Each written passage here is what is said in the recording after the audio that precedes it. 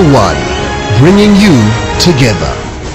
Of Entrepreneurship Couch, welcome to today's show. In today's show, as always, we've got Mupawose. She is the MD of Feso Africa. She's back again to discuss with us. This time, we're going to talk about financial literacy. But before we can talk about that, Kuda is going to talk to us in terms of what has been happening in the Feso Africa business. Kuda, welcome to the program. Thank you, Shepard. How are you? Hello, viewers. I hope you're all good. Kuda, tell us what's happening in the Feso Africa business. Well, except for the fact that we increasing our revenues on online sales.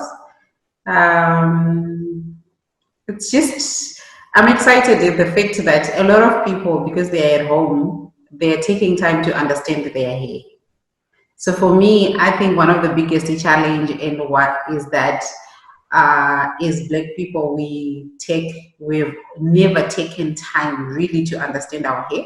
What the people with products have done, which is something that we at Feso Africa, we're trying not to be like, is that we create a product and then we give it to people and we'll sell you based on what we know you want to hear.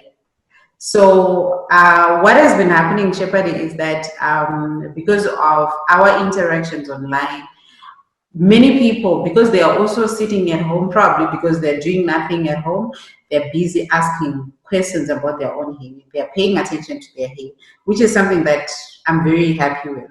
And of course, it's a lot of work, but it's exciting because we're talking about hair, and I enjoy doing hair, and I enjoy anything about hair. So it's just a refreshing to see that people are taking time to understand not just the products, but to understand the science behind good hair.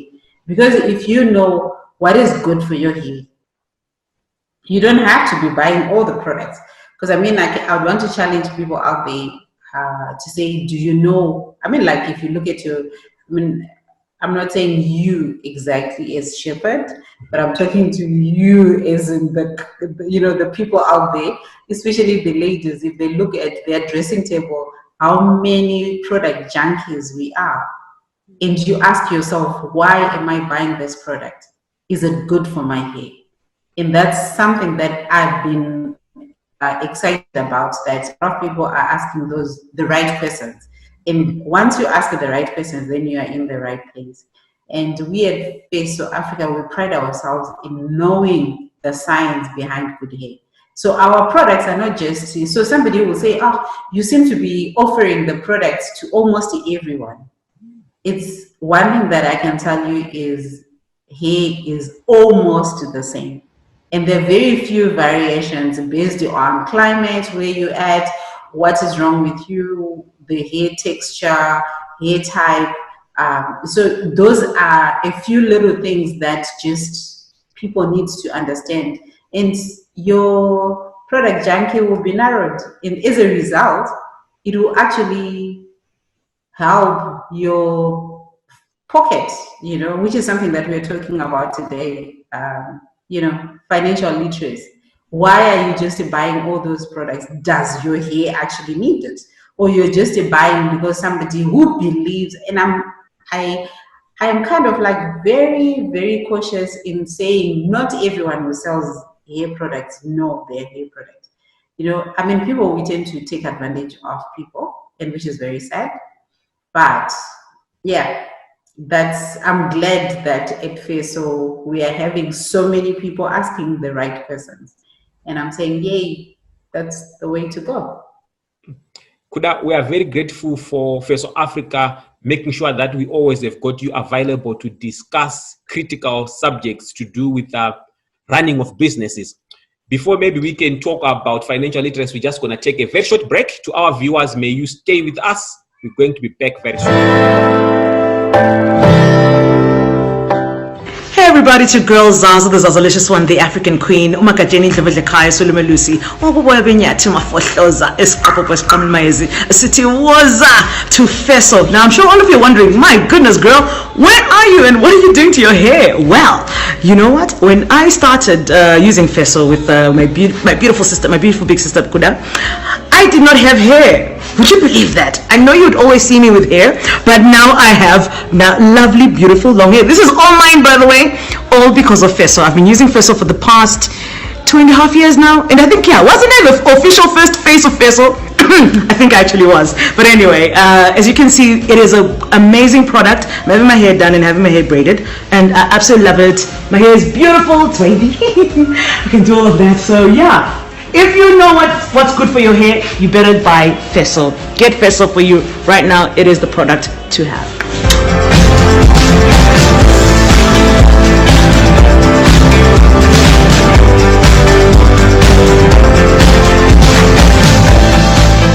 Welcome back. We would want to know about financial literacy without being too technical and complicated. What's your understanding of financial literacy? Well, even if I want to be technical, I'm not an expert. So I can only talk about what I know or what I am learning, because that's a subject that is actually at the core of my heart right now, is financial literacy. But I guess also it comes with old age, you know, especially I think for me, mainly, it's COVID. You know what it did to us. You start looking at things that is important. Why am I doing what I'm doing? So basically, that's actually the basics of financial literacy. Why do you have that money? What are you going to do? This is my understanding, not the technical, but this is what I've learned. Okay? You've got this money. What is it for? And is it going to generate more money? Because remember what I told you before, that money has no soul. And money stays where it's respected. Are you respecting it? What are you doing with it? Why are you doing what you're doing with it? So basically, from a layman's position, I think that's where I would say it's important, and that's my understanding of financial literacy. I don't have the full understanding. I'm learning it every day, but I think the basics are: what is money? What is it? What is money for? Is it just to be spent? Why do you have the money? How are you going to make the money? How will you make sure that you've got money all the time? Thanks to COVID, right now we are having to cut down things that we thought were not necessary. And I believe that everybody, because of COVID, while it's as bad as it has taught us financial literacy. So that's from, a layman's understanding. Why do you think it is critical and important for entrepreneurs in particular and business people to understand financial literacy? Because 90% of us as entrepreneurs, we are in business to make money. But what does that mean? Because if you don't understand the literacy, the financial literacy, then what is making money? How do you know that you're making money? Because it's easy to receive money every day, but it doesn't mean that you're making money. And as an entrepreneur, it's important for you to understand what it means to be making money. Because having a client come in every day and selling your product, maybe you are underselling your product, you're overselling your product, there are things that you need to understand. Because if you are maybe take, for example, which is what a lot of entrepreneurs do. You have got an uncle who's tired of you borrowing money from them, asking money every day. They'll ask you, what is it that you can do that I can sponsor your business on? And not understanding financial literacy would mean I'll take, for example, I will go to somewhere, I'll get, say, 10,000 Rand or $10,000 and go to China or go to Turkey or wherever and go and buy my goods. And then I come back with it. I can sell them at any amount. That's making money, right? But that's a cocktail for disaster, because financial understanding, my understanding for financial literacy is that you should be able to recapitalize yourself. Take, for example, if somebody has given you the money, you need to be able, even though you're not retaining it, your business should be able to retain the initial capital. And the interest that you make, that's when you can say you're making money. But if you don't understand the literature of, the literacy, financial literacy, then just making money can just make money. You don't know, you can fly first class or business class to Turkey. You stay in a very expensive hotel, and then you eat very nice food. You probably take a tour. It's your first time seeing. It's all good and fine. And you bring in your products, you probably sell and probably make 20,000. But without taking into consideration everything from your ticket, from your hotel accommodation, from the food that you have ate, every cent that you have spent on that particular trip must be accounted in your sales and should be able to be subtracted. And so for you to say, okay, maybe I bought this dress, say, for $500, I can come and sell it for $550. Without taking all those things into consideration, it's like you're making a profit, but chances are you're probably not. So it's very important, before or even when you are running your own business, to understand what does financial literacy mean, especially for your business. There's what is the cost price?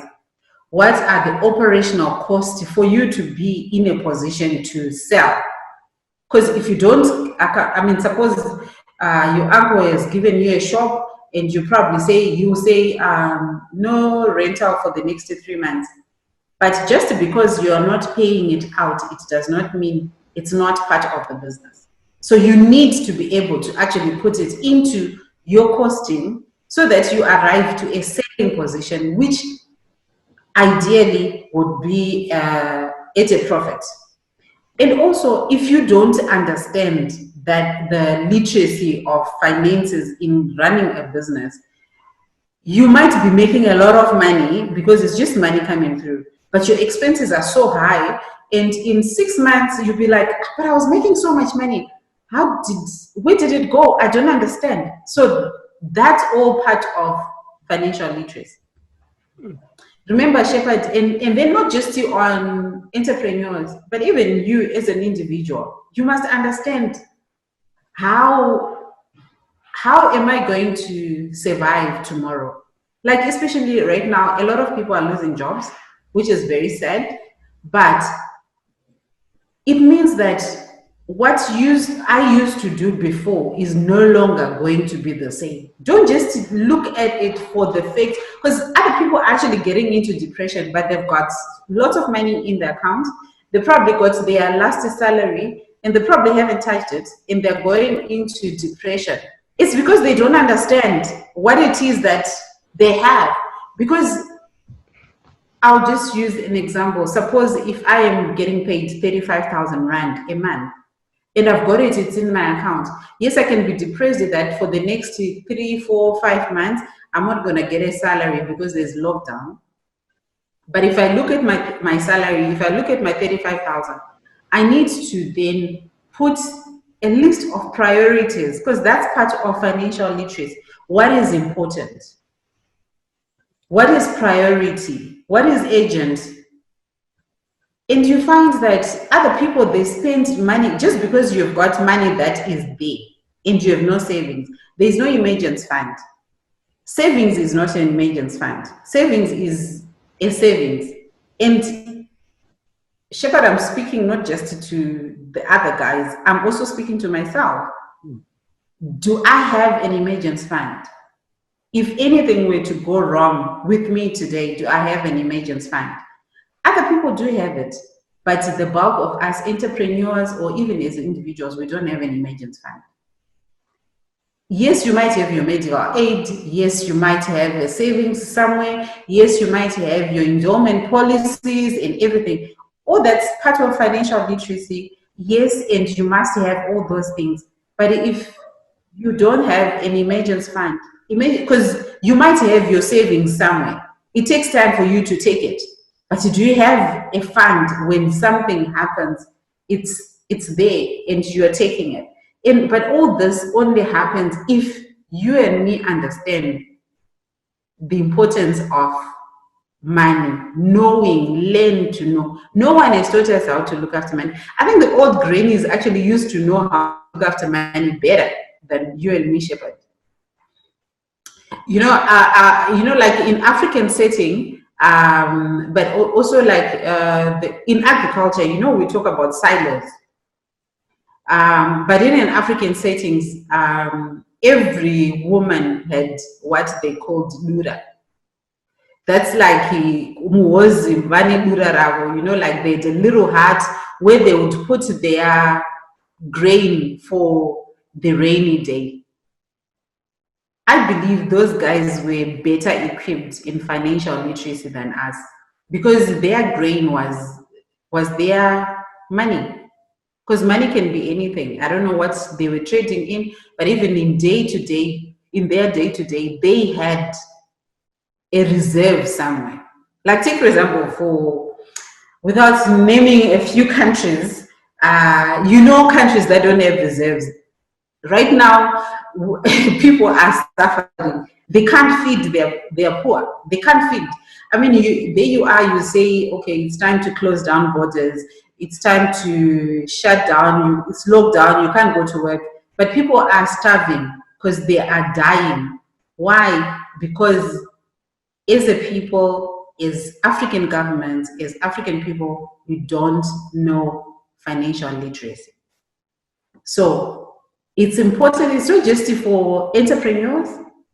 It's important even as an individual. Remember that day I was telling you, how much money did you make today? That's financial literacy. Because how can you eat when you haven't made the money? Just because you made it yesterday, it means that now you're digging into your reserves, right? But if you're not replenishing your reserves, how do you expect to have a future tomorrow? So that all cumulates to financial literacy. It depends on how you want to look at it. And that's how I view it.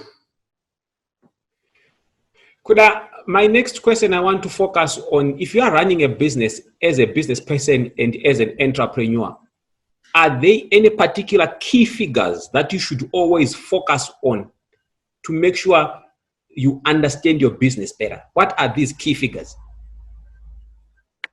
I want to tell you a story. I hope I'll be able to answer your question in my story. So sometime, I think it was 2009, 2010, I thought I had made it. And I'm sure we spoke about this. I thought I'd made it. So my understanding of running a successful business is to have an accountant who is there. So I did have the accounts. So you can say, yes, you must have an accounts team in place. It is there. It was there. I had a sales team in place. I had your operations people, and things were pumping. But what happened? I folded. Why? Because I did not understand and I didn't have checks and balances. So it's important to, as an entrepreneur and as a business person, you might have all those things put in place, but they are not there for sure. For you to say that you've got an accounting firm that is doing things for me, but do you understand what they're doing?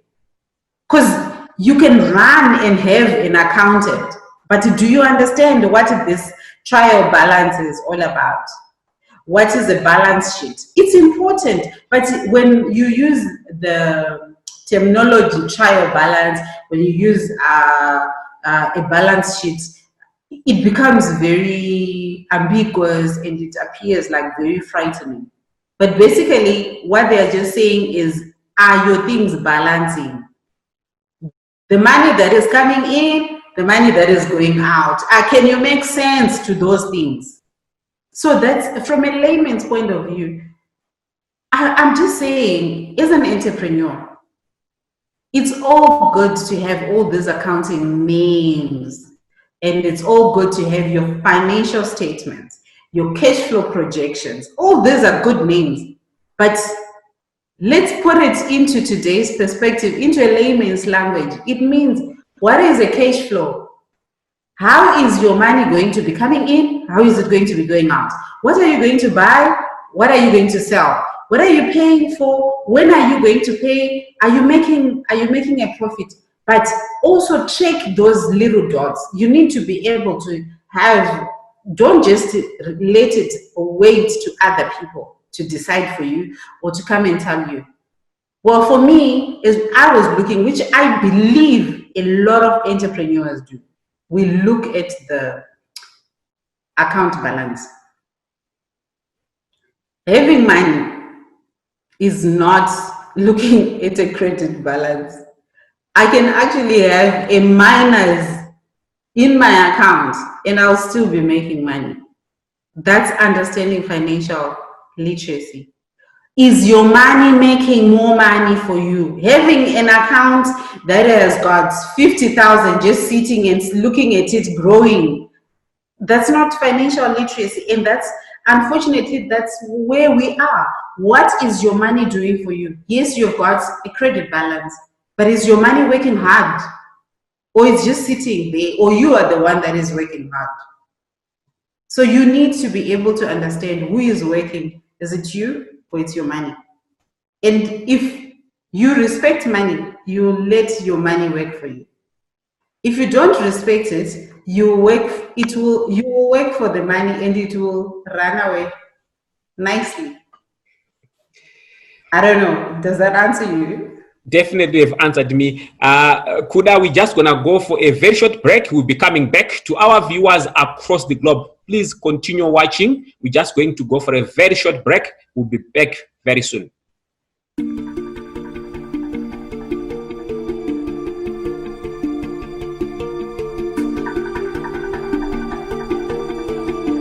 Tell One, bringing you together. Welcome back, Kuda. We're still going to continue on this subject where we're discussing about financial literacy. Now we have talked about so many things, and interestingly, you were talking about why it is important for people to also understand finances in as much as they may also be having other people doing finances for them.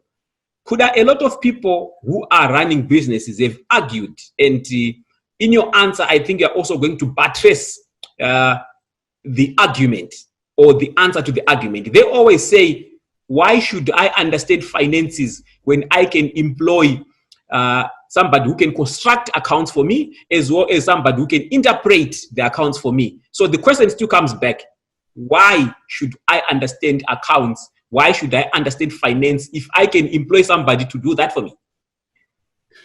Shiva, do you remember what I said when we talk about accounts? For starters, I'm going to tell you a joke. And I do apologize to accountants. My auntie used to say, never go out with an accountant. Because every cent is accounted for. So anyway, back to your question, back to your answer. Why should I understand the accounts when I am an accountant? I am not asking you to understand how it is presented. Accountants are good to present your company on a paper. But for you, you need to understand the finances that is going on in the, because that's the business anyway. If your pulse is not on the money, so where is it? What are you doing? Because, I mean, Shepherd, really, it's not about, you need to employ an accountant to then be able to do your trial balance, to be able to do your balance sheet, to do your financials. Why? Because it's important to do your tax returns, to do all those, because they are trained to do that. But remember what I said to you. let's go back to the old ladies in the rural areas. Every time they plow and they harvest, they had what they said, this we do not touch until after the next harvest. That's understanding the coming in and the going in. So that's the understanding of money. So how much money are you making? So you need to know how much money you're making. Because remember, maybe you borrowed some money somewhere, so suddenly you've got a lot of loot and you bought a lot of products. How do you know that you're not selling at a discount? If you really, yes, I'm not saying that you don't have an accountant who will calculate that for you and do that, but is it not your business? One of our biggest challenges is when we grow to a certain level, we think it's important to then let other people, it's okay to let other people do your work, but do you understand what they have written? You can only understand if you've got a basic knowledge, right?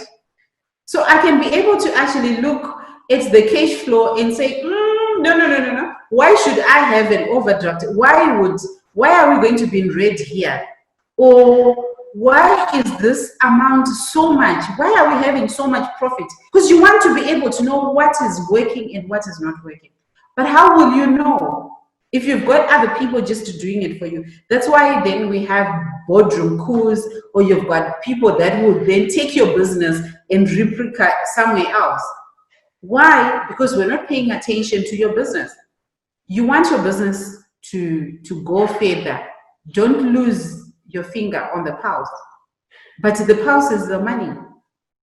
Yes, you can have all the operations, but you should be able to, because when you do have the reports, remember, for myself, there was a time I was like that. I had the accountant, I had the operations people, I had the management team, and you know, when I look back, the thing that I did wrong was I did not understand the reports. They will write it down, it's all there. But if you don't understand financial literacy, you will be in a position not to understand the report. Because it's written down. But then how will you make a decision to move forward?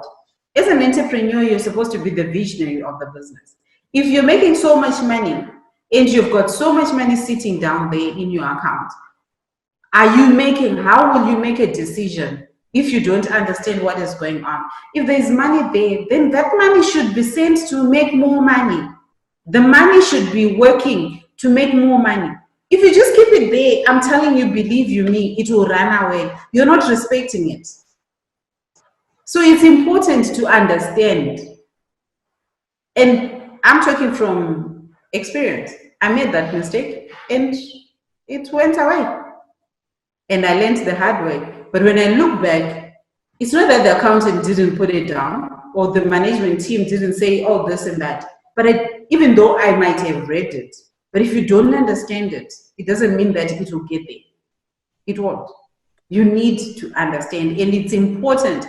Everyone, I think it's, even our little kids, we need to teach them financial literacy. And I believe that it should actually go even into the schools. Because that's when I can respect money. Even our politicians, they don't understand it. Because if they understood financial literacy, we would not be where we are in Africa. But look where we are in Africa. It's because they don't understand. Because I'm not being political, and I'm just trying to show you how I'm financially unprepared. How can I put it? I'm looking for a word to say that how unschooled we are on finances. What is it that a lot of our favorite politicians do? They take money from Africa and go with it to Switzerland, into a bank in Switzerland. They take the money and it's offshore somewhere. It's making money for somebody else. Is it making money for their constituency? No. Is it helping them to get them to the next level? No. But if they understood financial literacy, they would be using this money for their own benefit and make change without actually dipping on their pockets, because the money will be working. Well, it's not a political statement. It's just a show of how Africa and its politicians, and I'm not saying just the politicians, I am also involved, including you, Shepherd, we do not understand and do not respect money. That's why we're always at the beck and call of begging for money, because we don't understand it. Kuda, thank you very much for that. I'm sure our viewers are actually benefiting, those that are running businesses as well as those that may not necessarily be running business. We are going to go again for another short break.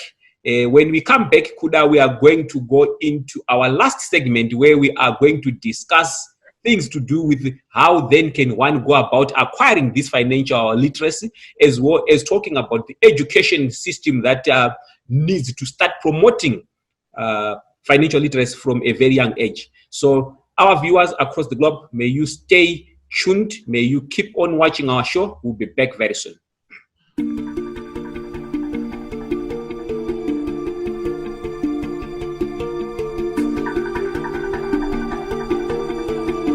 Tell One, bringing you together.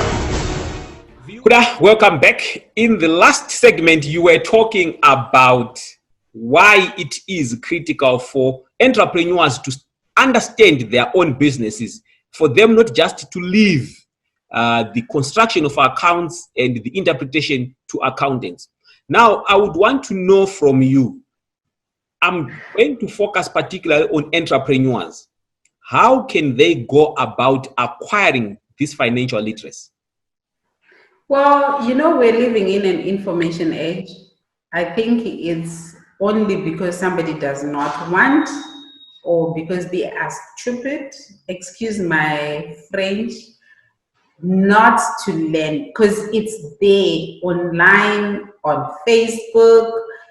It's if you didn't have the capacity to go to school, it's there. It's on social media. There's so many people like you, Shepherd. You've got classes. You don't need to struggle anymore. We live in the information age. You just need a little bit of data and it's on your fingertips. So I'm urging everybody out there, take time. It's important. It will save you. Trust me, it will save you. And it will save your business. I liked very much the part where you actually said we should even catch them young. You are actually advocating for a scenario where even schools have got to include this in their curriculum. I also like the part where you spoke about politicians, but without necessarily focusing on politicians or any particular group. What do you think needs to be done to our education system to make sure that it includes financial literacy? I don't think it's just to the education system, but it's also even in the household. So it starts from the grassroots. What is it that you are teaching your kids? Because I know other people who have the capacity, they give their kids money. And I'm not saying there's anything wrong with giving your child money, but have you taught them how to get money? Where is this money that you're giving your child coming from? Because if they know, then they will respect it. But if it's just given, why would I respect it? Because it's always there anyway. If you taught me, I love how Indians are. They've done it very, very well. And I always want to believe that I am an African Jew, in the sense that how they've taught their kids on the way to make money, and to respect money, and to think outside the box to be able to create money. That's financial literacy. But most of our kids, they talk about, Mom, I'm going to school, can I have pocket money? When they go to school, whatever pocket money that we give them, do we even ask them, what are they using it for? How much are they saving? Well, I'm not saying that all of them, all people are not teaching their kids. There are those lucky ones that are teaching their kids that way. But how many of us are doing that? So even in the schools, we know kids, I mean, there's like, take for example, one thing that I've seen in a lot of, well, my kids are in private school, thank God, and I'm grateful for that. But one thing that I learned in the private schools is that we have taught our kids how to fundraise. But I don't know whether from fundraising, they've taught them financial literacy. They kind of know, oh yes, there's cake sale. Oh, we must do this. I must go and sell. But are they being taught the ins and the outs of growing that money? And if you do grow it, what are you supposed to do with it? Because when you grow that money, it doesn't mean that you now can go and buy a nicer Barbie doll. Are we teaching our kids to save? Because I don't believe that, you know, our generation and the one below us were taught to save. No, we spend. We make money today, you kill, you eat, you finish. When you're hungry, you go hunt. That's not how it's supposed to be. It's time we need to cultivate a culture of saving, a culture of understanding why am I spending what I'm spending. What can I do with, because $1 you can stretch it, but it all depends about, you know, like window shopping. The same thing, you know, like here in Joburg, if you buy something in Centon, and I'm telling you, I'm not trying to do down the shops in Centon, please forgive me. If you buy something in Centon, you can get it for 1,000 Rand. If you go to probably Four Ways, the same thing, same shop, you probably get it for 800. The same thing, same shop, and you go downtown like in Joburg, you get it for 400. And the same thing, same everything, you go to China City, you get it probably for 200 Rand. So it's all about shopping. And I'm not saying that because obviously there's a cost involved. There's a cost to your car to go there, whether you're gonna catch a taxi to go there, you're gonna take an Uber to go there. All the processes for you to go and get something that you could have just gone into a shop and buy for 1,000. You could maybe get into your car, put 100 Rand for fuel, and go and buy it from China City for 300 Rand in total. And then maybe you want to cost your time and you say, maybe if I put my time, that's 50 Rand, so that's 350. That's the process. So before you spend $1, think it through. Why are you spending it? Do you need to spend it? Could you not spend it better? Can you not wait to spend it? Can it create another $1 before you spend it? So these are things that we need to teach our kids and ourselves. So it's not just starting from school. Yeah, school, yes, it's important, but also at home, and also you and me, this is a subject that we need to take home, and we need to do it. It's long overdue, and we need to do it, especially for Africa. Can I not wait to spend my $1 today? If I put it here, can it not come out with $3 more? And then I'll then spend that $1. But I've got $3, I've got $2 extra, you know? Then I can recreate and then recreate. But in Africa, in our entrepreneurs, in our day-to-day, it's about today we've got money. Let's go for it. And we spend it all. And then, oh no, we don't have money. Let's go hunting. It's time we cut it. It's time we learn how to regenerate our $1 before we can spend it. So every time that you get money, right? I know you've got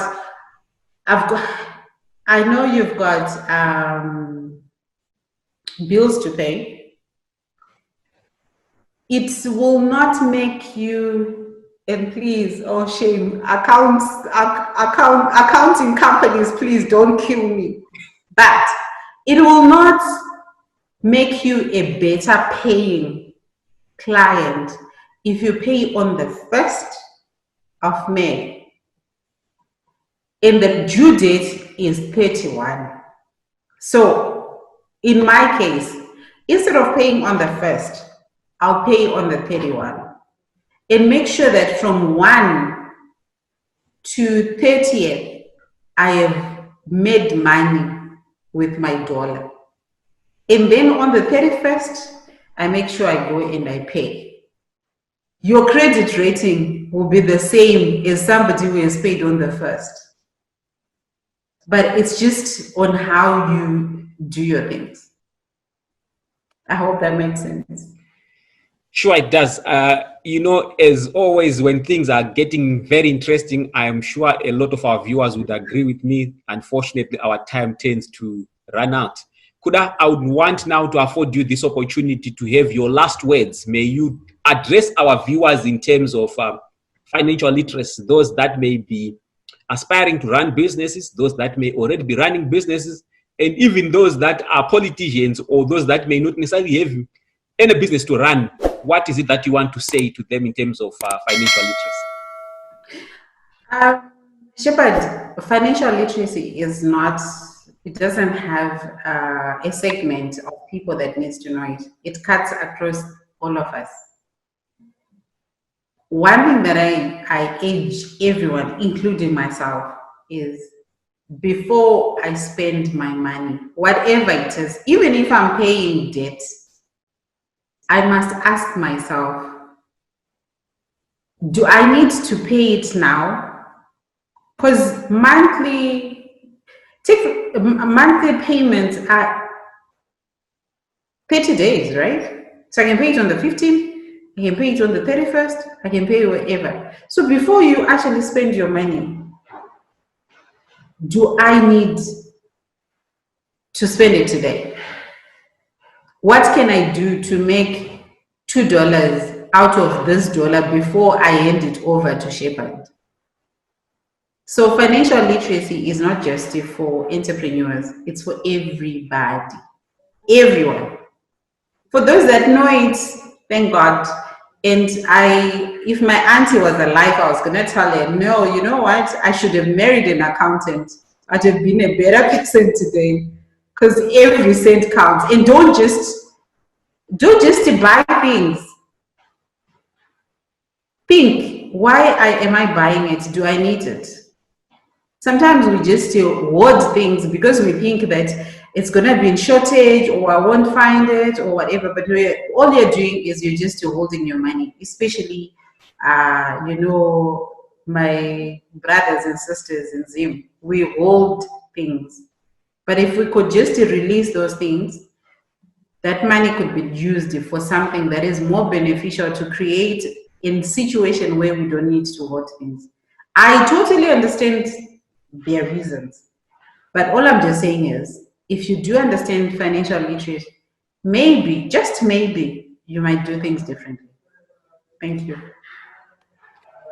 Kuda, once again, I'm very grateful for the time that you always give us. It only leaves me to be grateful to our sponsors.